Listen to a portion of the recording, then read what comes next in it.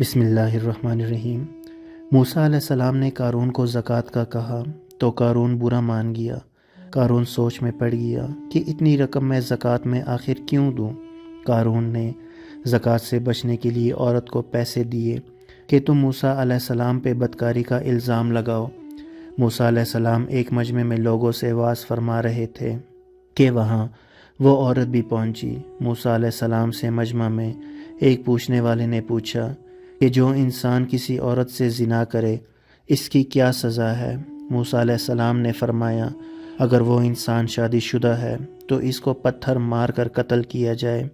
اس نے کہا، یہ عورت کچھ کہنا چاہتی ہے۔ اس عورت کو کھڑا کیا۔ موسیٰ علیہ السلام نے کہا، کیا کہتی ہو بی بی؟ کیا مسئلہ ہے آپ کا؟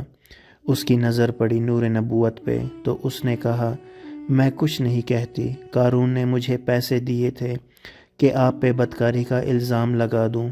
موسیٰ علیہ السلام فوراً سجدے میں گرے۔ اللہ نے فرمایا، موسیٰ آج تو زمین کو جو حکم دے گا وہ اس کی تعمیل کرے گی۔ موسیٰ علیہ السلام جلال میں کھڑے ہوئے اور زمین کو کہا، پکڑو اسے۔ جب زمین نے ایک دم قارون کو کھینچا اور پیروں تک زمین میں چلا گیا تو قارون نے کہا، اے موسیٰ مجھے معاف کرو۔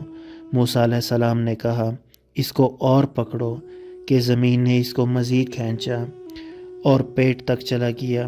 قارون نے چیخ کر کہا کہ موسیٰ علیہ السلام مجھے معاف کرو۔ قارون کہتا ہے، معاف کر دو۔ موسیٰ علیہ السلام نے فرمایا، اور پکڑو، اور یوں زمین نے اس کو پورا کھینچ لیا۔ کچھ وقت بعد اللہ نے جبرائیل علیہ السلام کو اتارا۔ فرمایا، موسیٰ بڑا مضبوط ہے تیرا دل، اس نے تیری اتنے منتیں کی اور یہ نرم نہ ہوا۔ میری عزت کی قسم، اگر قارون مجھے ایک بار بھی پکارتا تو میں اس کو زمین سے واپس نکال لیتا۔ اللہ اکبر۔